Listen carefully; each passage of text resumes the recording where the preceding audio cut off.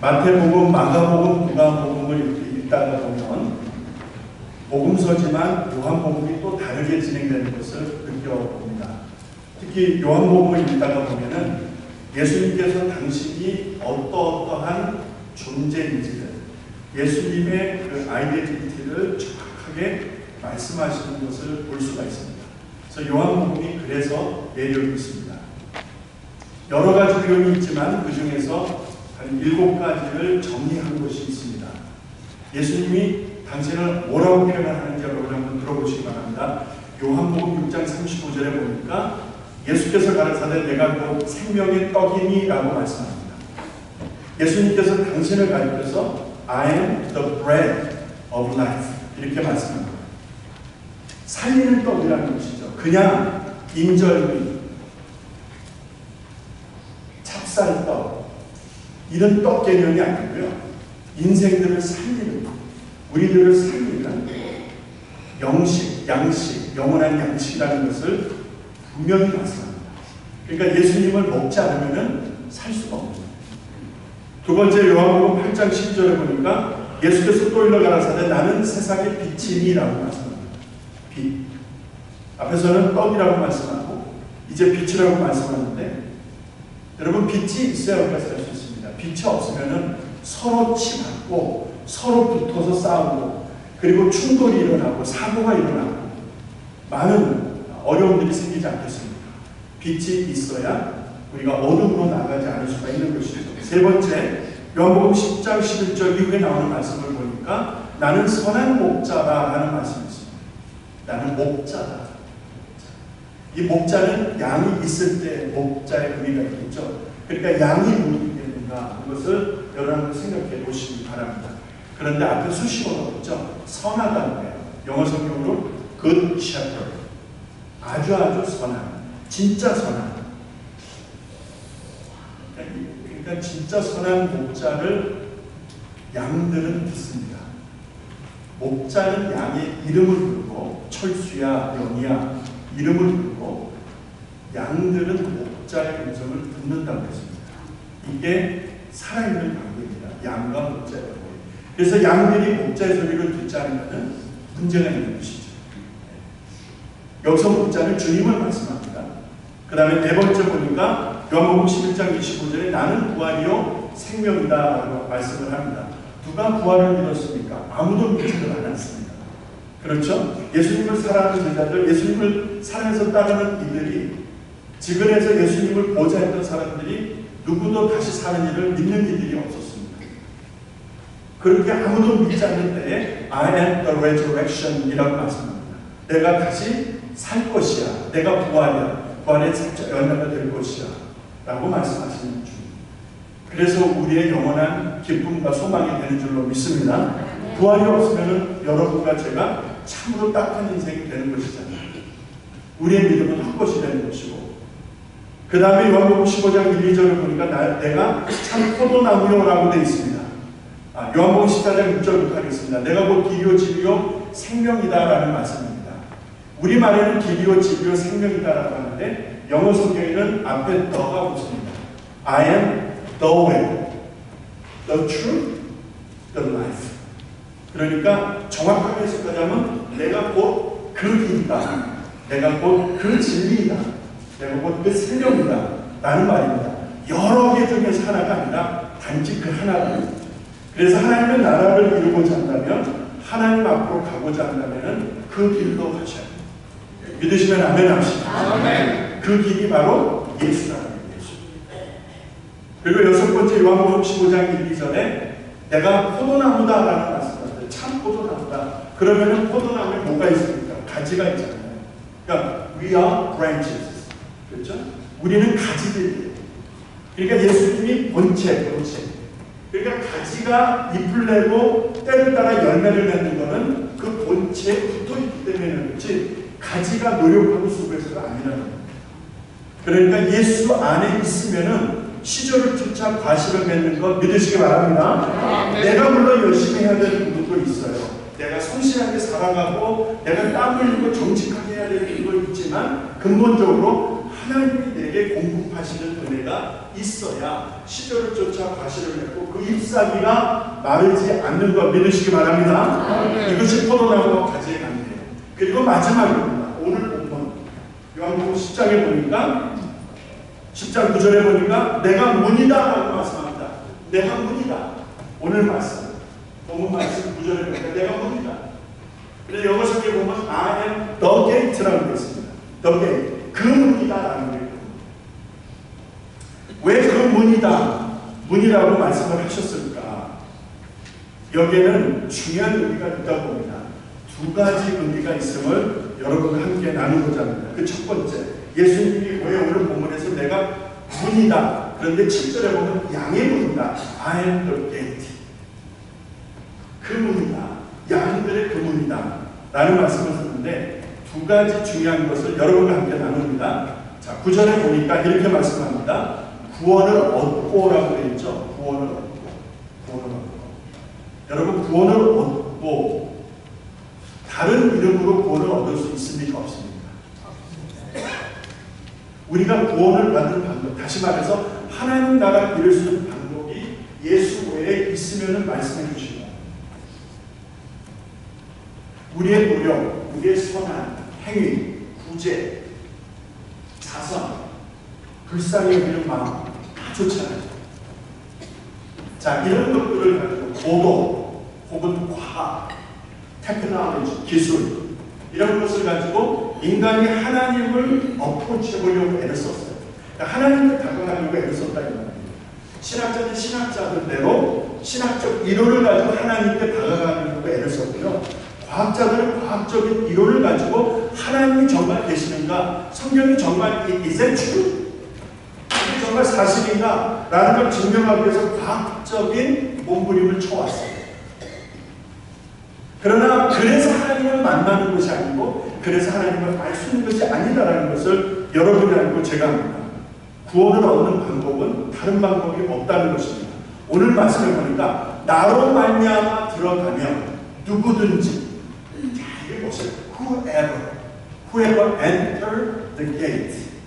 자, whoever, 누구든지, 남녀 노소 빈부 기천, 북한 사람, 남한 사람, 흑인이나 백인이나 부자나 가난한 자나 대학을 나온 사람이나 초등학교밖에 못 나온 사람이나 그런 어떤 조건이나 환경을 논하지 않냐고 누구든지, whosoever, 누구든지 그 문으로 들어오면, 그 문으로 들어오고 나가는, 그 문으로 들어오면 구원을 얻는다라는 말씀이 있습니다.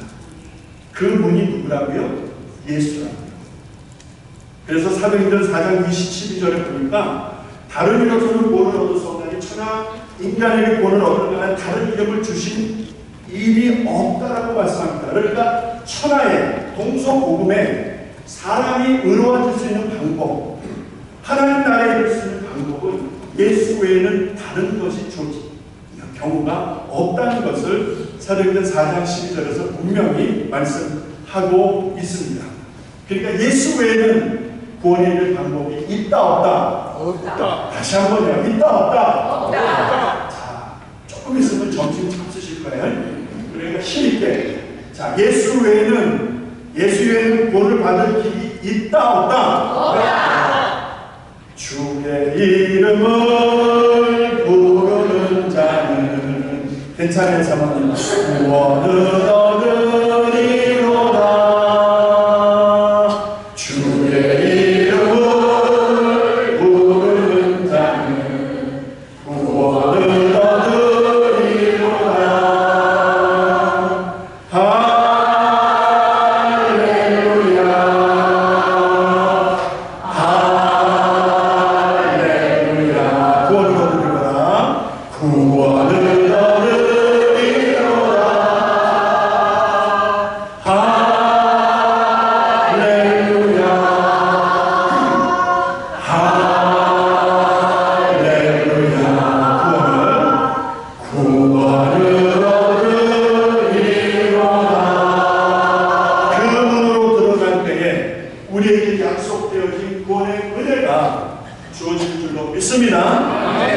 예수님이 당신을 문이라고 말씀하신 첫 번째 이유입니다.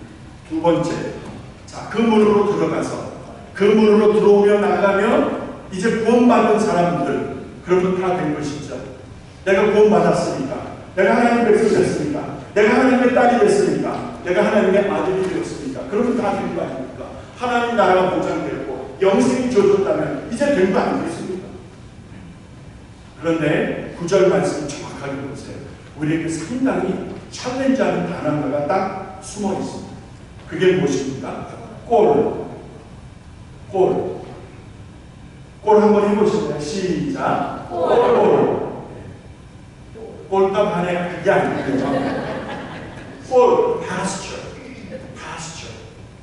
우리말로 하자면 목초지, 목장. 왜 이 말이나 소나 이렇게 그 넓은 데 방목하잖아요. 그 pasture. 그걸 말하는 거죠. 골이라는 말은 pasture. 그걸 말하는 거죠. 그 골을 얻는다. 그러니까 구원받은 백성들이 구원받은 걸로 다 되는 것이 아니라, 그게 전부가 아니라, 그게 끝나는 것이 아니라, 구원받은 백성, 예수를 믿는 사람들이라면 반드시 한 단계 더 나가야 되는 것이 있는데, 그게 뭐냐면 골을 얻으라는 거예요. 골. 이 골이 무엇인가? 말씀을 풉니다. 두 가지 성경 구절을 읽어드릴 테니까 여러분 한번 생각해 보세요. 요한복음 4장 14절, 수가성, 사마리아 수가성, 그 온문에서 만난, 예수님이 만난 한 여인에게 던지시는 말씀입니다. 내가 주는 물을 먹는 자는 영원히 목마르지 아니하느니 나의 주는 물은 그 속에서 영생하도록 솟아나는 산물이 됩니다. 할렐루야. 자, 이 여인이 무엇을 가지려고 우물가에 왔어요? 물을 가지려고 왔죠. 그런데 그쪽 형편상 이른 아침이나 그 오후에 해가 뜨겁지 않을 때, 이때 나와서 보통 길들여 그냥 물을 빚는다 하는데, 정오에 대낮에 그 뜨거운 햇살 앞에서 물을 빚는 경우는 없다는 것이죠. 그러나 혼자 나와서 물을 빚는 이 여인의 삶이 얼마나 어렵고 엉망이고 참 기구하고 한마음의 기정을 살아왔는지 예수님과의 대화에서 드러나잖아요. 지금 있는 남편도 내 남편이 아니다라고 말씀하시잖아요. 그러니까 남자들 품에서 인생이 망가질 대로 망가진 여인이었습니다. 그 여인이 물을 빌려고 할 때에 이 물을 먹는 자는 다시 목마를 것이야. 이 물을 마시는 자는 다시 목마를 것이야. 그런데 내가 주는 물은 다시는 목마르지 않을 것이야. 그리고 내 속에서 솟아나는 샘물이 될 것이야. 라고 하니까 이 여인이 눈이 열리고 귀가 활짝 열립니다. 여러분 잘 들으세요. 예수님께서 물을 말씀하시는 거예요. 그 대상자가 누구예요? 목마른 여인이에요. 진짜 목마른 여인이다 이 말입니다. 그 여인에게 I am the water, living water. 나를 마셔라 이 말씀하시는 거예요. 요한복음 6장 35절에 보니까 예수께서 가라사대 내가 곧 생명의 떡이니 내게 오는 자는 결코 죽이지 아니할 터요. 내게 오는 자는 결코 죽이지 아니할 터요. 생명의 떡, the bread of life. 자, 떡은 떡인데 살리는 떡이라고 말씀하시는데, 여러분 보세요. 줄이지 않는 떡이 세상에 어디 있어요? 한 번 먹고 나서 돌아서면 또 시장 가면 또 먹고 해야 되는 거죠. 그런데 배고프지 않을 것이고 줄이지 않을 것이고 세상에 이런 떡이 어디 있어요? 예수님께서 생명의 떡을 말씀하십니다.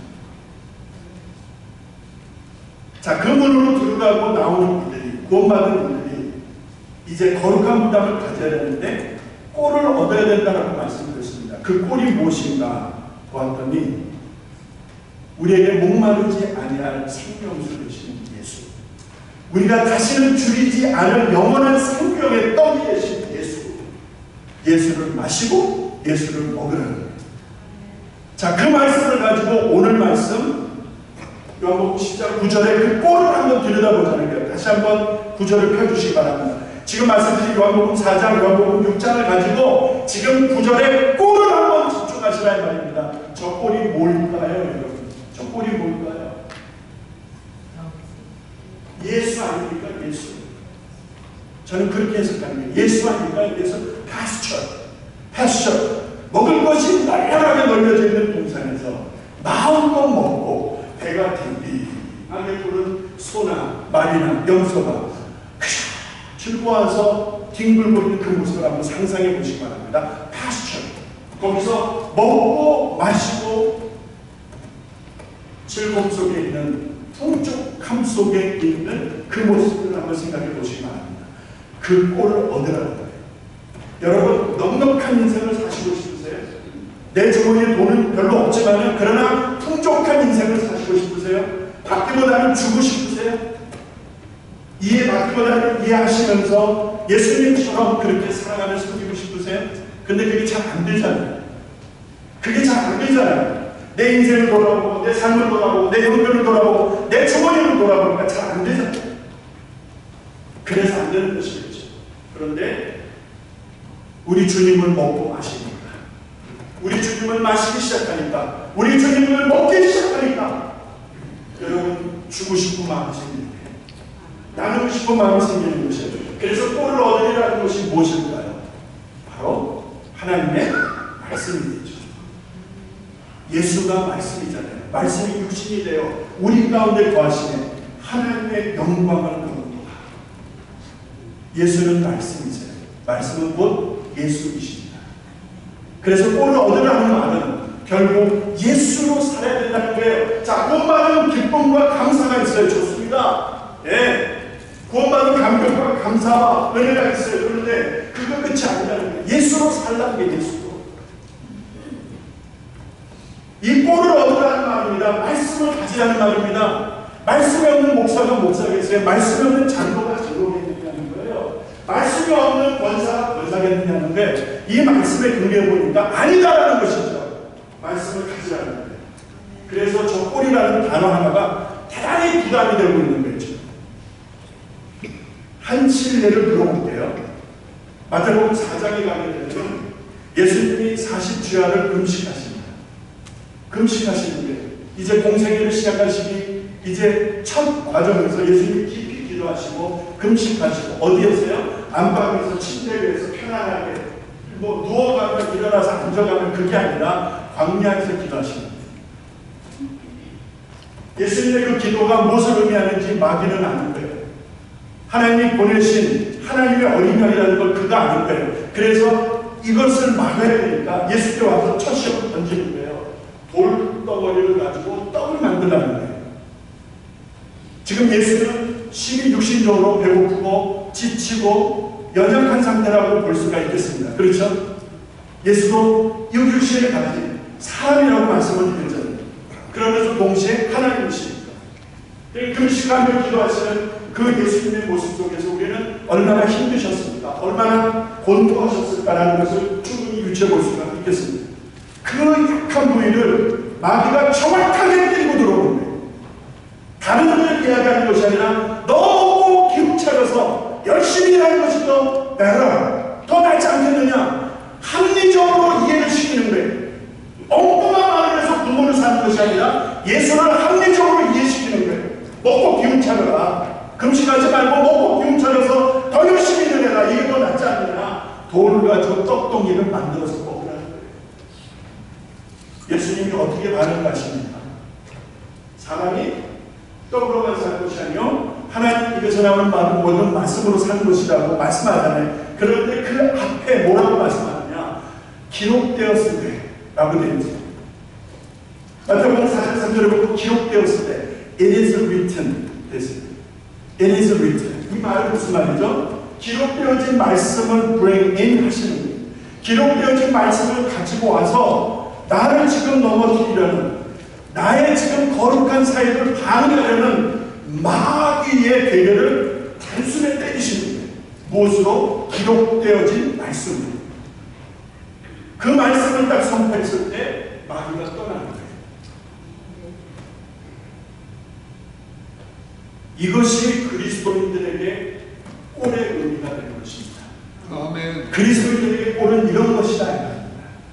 있어도 되고 없어도 되는 것이 아니라 뒤트렁크에 일주일간 처박아 놓는 성경책이 아니라 매 순간 내가 읽고 묵상하고 그 말씀대로 살아야 되는 그리스도인들에게는 물과 같은 것이고 양식과 같은 떡과 같은 것이고 밥, 우리말로 하자면 밥그릇과도 같은 것이고, 예수님이 마귀의 시험을 받았을 때 칼과 단창으로 이기셨습니까? 말씀으로 단숨에 배워버리셨어요. 그 마귀는 가는 거예요. 떠나는 거예요. 성도들에게 성도들에게 꼴은 이런 것이에요. 그래서 그 문으로 들어오면 하는 성도들마다 꼴을 가지라고 말씀하십니다. 목사가 되었으면 꼴을 가져야 되고 장로와 권사가 되었으면 꼴을 가져야 되는 그 꼴이 없으니까 만신창이다. 그래서 하나님은 우리들에게 말씀을 주실 때 말씀을 읽고 묵상하고 그 가운데 기록한 대로 지키는 자가 복이 있도다. 할렐루야. 뭐가 복이라고 말씀하셨어요? 그 말씀을 읽고 그 말씀을 순종하고 그 말씀을 사는 자들이 진정한 복이라고 하나님이 기뻐하시는 일이다라고 말씀을 하고 있지 않습니까? 하나님의 말씀을 이 말씀이 있어야 내게 능력이 있거든요. 내게 소화된 말씀이 있어야 힘이 있거든요. 마치 양날의 앞선 검과 같이 그 검을 내 손에 딱 쥐는 것과 똑같은 거예요. 손에 아무것도 없으니까 문제가 있을 때 치지를 못하는 거예요. 제 주먹이나 날린다고. 제 주먹 가지고는 안 치는 것입니다. 하나님의 말씀의 검을 갖지를 못하는 거예요. 말씀의 검은 내가 읽고 묵상하고 그 말씀을 순종해서 내 안에 심겨졌을 때 그것이 낯선 검이 되는 것입니다. 그 검을, 그 꼴을 가지라는 거예요. 믿으시면 아멘 하십시다. 아멘. 제발 이 꼴을 좀 관심을 가져주시기 바랍니다. 하나님의 말씀이 우리들에게 얼마나 귀한지를 성경 여러 군데서 반복해서 말씀해요. 제가 참 많이 준비를 했지만 이 시간 몇 가지만 말씀을 드릴게요. 이 꼴이, 말씀이 본받는 성도들에게 얼마나 중요한지 요한복음 20장 31절에 보니까 예수께서 이렇게 말씀하십니다. 오직 이것을 기록하면 뭐야? 말씀을 기록하게 하신 것은 너희로 예수께서 하나님의 아들 그리스도이심을 믿게 하려는 것이고, 그러니까 말씀은 어디에 초점이가 있어요? 예수께 초점이가 있고, 이 말씀을 읽다 보면 예수를 사랑하게 되는 거예요. 예수를 믿지 않으면 예수를 사랑하지 않는 것은 이 말씀을 믿지 않는다는 것이죠. 정확한 것이죠. 또 너희로 믿고 그 이름을 힘입어 생명을 얻게 하는 것이라. 할렐루야. 예수님 아까 말씀하셨잖아요. I am the bread of life. 내가 생명의 떡이다. 이거를 먹으라는 거 아니겠습니까? 먹으라는 거. 우리가 성찬을 할 때마다 떡을 뗄 때 뭐라 그랬어요? 이것은 예수님의 몸입니다. 여러분을 위하여 주는 몸입니다. 먹으시오. 드리지 않습니까? 우리가 예수를 믿어 그리스도인으로 살 수 있도록 힘주시기 위해서 이 말씀을 쓰셨다는 거예요. 디모데후서 3장 16, 17절에 보니까 모든 성경은 하나님의 감동으로 되었다라고 되어 있습니다. 그리고 나서 맨 밑에 보니까 온전케 한다는 거예요. 저 온전케 한다는 영어 성경은요, 모든 장비를 내가 준비하고 있다라는 표현을 씁니다. 그러니까 내가 나가서 어떤 일을 하든지 어떤 일을 할 수 있는 모든 준비가 되어져 있는 상태라는 단어를 쓰고 있습니다. 여러분 나중에 한번 보세요. 그러니까 하나님의 사람으로 준비되게 하는 것이 뭡니까? 말씀입니다. 그래서 장로가 되려면 말씀을 읽어야 되고, 되기 위해서 말씀 읽는 건 아니죠. 권사가 되기 위해서 말씀을 읽어야 되고, 집사가 되기 위해서 말씀을 읽어야 되고, 성도가 되기 위해서 말씀을 읽어야 되는 너무나 당연한 것이라는 거죠. 그런데 말씀은 안 읽는데 문제가 있어요. 그러니까 온전함을 이루기가 어려운 것이죠. 왜? 자양분이 없는데, 온전함을 이룰 수 있는 자양분이 없는데 어떻게 온전해질 수 있느냐는데, 목사가 되면 여러분 온전해집니까? 장로가 되면 온전해지는 게 천만의 말씀, 만만의 말씀 아니에요. 그 사람이 직분 때문에 온전하게 되는 것이 아니라 하나님의 말씀 때문에 온전하게 되는 걸 믿으시기 바랍니다. 그래서 그 말씀이 떠받쳐줘야 되는 거예요. 그 말씀이 그 사람의 직임과 직분을 떠받쳐줄 때 그 직임과 직분이 큰 면이 되는 것이죠. 하나님 나라와 교회와 하나님의 영광을 위해서 진짜 큰 그릇이 되는 것이죠. 시편 19편 8절에 보니까 여호와의 교훈은 정직해서 마음을 기쁘게 하고 사람의 눈을 밝게 한다는 거예요. 여러분, 눈이 어두우면 세상이 다 어둡습니다. 그렇잖아요? 내 눈이 부정적이면 다 부정적인 거예요. 내가 아무리 노력해도 내 부정적인 마음과 생각을 바꿀 수 없는 거야. 그런데 내 마음과 생각을 어떻게 바꿀 수 있습니까? 하나님의 말씀. 하나님의 말씀을 읽고 묵상하고 그 말씀대로 살려고 노력하다 보니까 몸부림치다 보니까 그 말씀이 내 눈을 밝게 하는 거예요. 내 눈을 깨끗하게 하십니다. 아멘. 그래서 마음이 청결한 자가 복 있는 거예요. 심령이 가난한 자가 복 있다고 하시잖아요. 왜요? 하나님을 볼 수 있는 거예요. 아멘. 시편 119편 104절에 보니까 주의 복도로 인하여 내가 명철게 되었으므로 모든 거짓 행위를 버리나이다. 미워하나이다. 여러분, 내가 거짓 행위를 미워할 수 있습니까? 없습니까? 내가 안 돼요. 자, 안 좋은 일이 있고 나쁜 일이 있고 불의한 일이 있고 주변에 참 그런 일들이 많이 있잖아요. 그런데 내가 그것을 옳게 판단하고 거부하고 say no! 라고 할 수 있어야 돼요. 근데 그렇게 못해요. 그냥 야합하고 가까운 사람들이 그냥 뭉개고 가는 거예요. 여러분, 거짓 행위는 거짓 행위예요. 거짓 행위를 미워할 수 있는 것은요, 내 철학이나 내 기준으로 내 삶의 경륜을 만들어주는 것이 아니라 주의 법도로 인하여, 아까 요한복음 10장 9절 말씀에 의하면 꼴 때문에 꼴 가시죠. 하나님의 말씀 때문에 내가 거짓 행위를 미워하게 됩니다. 하나님의 말씀이 내 안에 있으니까 거짓되고 옳지 않은 것을 거부하게 되는 거예요. 만인이 나를 반대할지라도 이것은 분명 잘못된 것입니다 라고 할 수 있는 거예요. 왜? 하나님의 말씀 때문에. 여호수아 1장 8절입니다. 이 율법書내 입에서 떠나지 말게 하며 주야로 그것을 묵상하여 그 가운데 기록한 대로 다 집행하라. 하나님께서 모세가 이제 하나님 나라 들어가고 죽고 난 다음에 그 리더십을 여호수아에게 맡겼을 때 여호수아가 얼마나 두려워했을까. 그 민족의 영웅 모세의 길을 이어서 이 사람들을 이끌 만한 그런 강신장을 가지고 있지 못했던 것 같아요. 그래서 하나님이 오셔서 직접 오셔서 여호수아에게 하시는 말씀, 놀라지도 말고 두려워하지도 말라. 내가 너와 함께 할 것이야. 내가 너를 도와줄 것이야. 보세요. 그런데 조건이 있는 거예요. 조건이 뭐예요? 내 입에서 하나님의 말씀을 주야로 묵상하고 떠나지 않게 하고 그리고 그 가운데 기록한 것들을 다 집행해나가. 하나님이 주시는, 하나님이 요청하시는, 하나님 말씀하시는 기준은 하나였어요. 하나님의 말씀을 입에서 떠나지 아니하고 주야로 묵상하면서 그 말씀을 지키는 거예요. 그렇게 하면, 만약에 그렇게 하면 여호수아야 네가 말씀을 그렇게 하면 그 다음에 내가 평탄과 형통을 보장한다 이 말입니다. 여러분, 형통과 평탄이 뭡니까? 그냥 집안의 일들이 다 잘 되는 게 형통과 평탄이 아니라는 것이죠. 형통과 평탄의 정의는 하나님의 말씀에 순종했을 때 하나님이 이끄시는 삶이 평탄입니다. 하나님이 이끄시면 하나님이 함께 하시는 것이 형통이라는 걸 믿으시기 바랍니다. 요셉이 감옥에 들어갔잖아요. 주인의 부인을 겁탈하려고 했다는 오명을 뒤집으시고 여러분 감옥에 들어갔잖아요. 억울하잖아요. 너무나 억울하잖아요. 근데 말씀해 보면 하나님께서 요셉과 함께 하시니 그의 만사가 형통하였더라.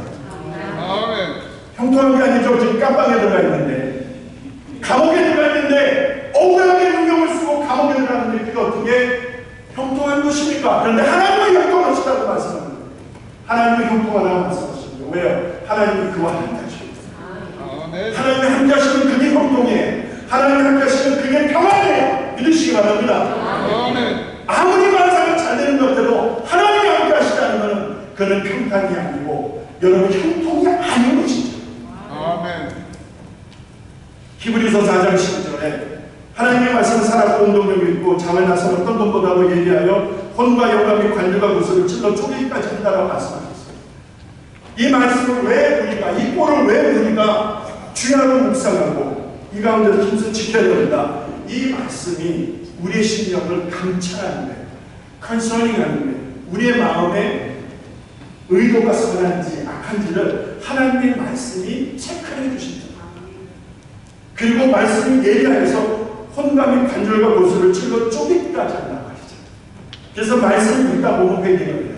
말씀을 읽다 보면 치유가 돼요. 말씀을 읽다가 보면 하나님의 은혜와 능력을 받는 거 믿으시기 바랍니다. 말씀을 읽다가 보면, 말씀을 가까이 하다 보면 거기에서 지혜가 나오는 거예요. 거기에서 결단이 나오는 거예요. 하나님의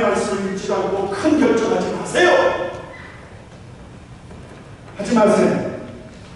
하나님 앞에서 말씀 읽고 순수하게 기도하시면서 결정해주세요. 그 결정이 많이 반대할지라도 하나님이 주신 은혜라면 그냥 가는 거예요. 반대를 하고. 왜? 하나님이 허락하신 거니까. 여러분, 그게 그리스도입니다.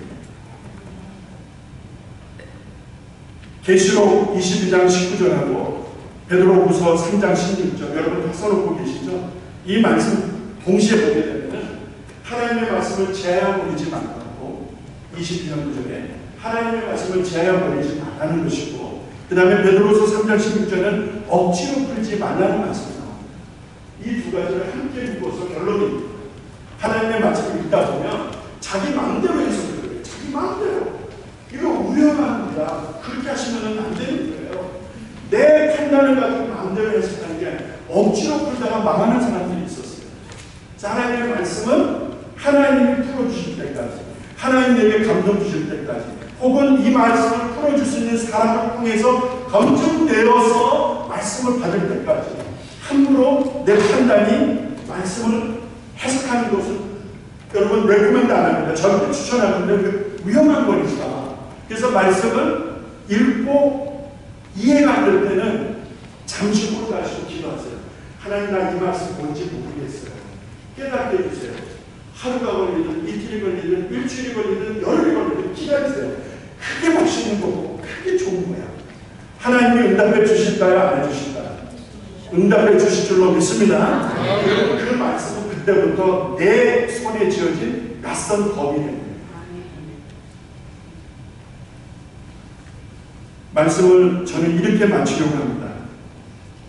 오늘 요한복음 10장 10절에 보니까 등장인물이 있습니다.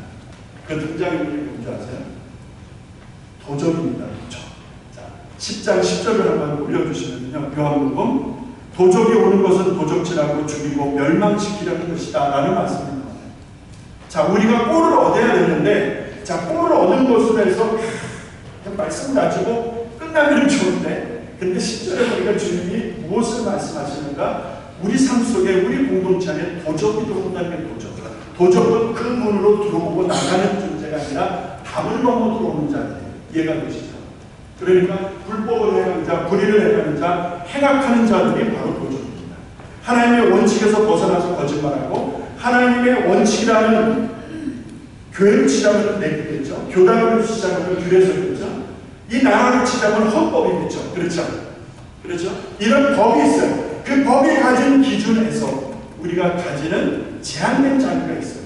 그런데 마음대로 살면서 제 마음대로 하는 것, 이게 도적이 아니고 봅니다. 그런데 문제는 도적이 와서 하는 일이 뭐예요? 도적질하고 죽이고 멸망시키는 거예요.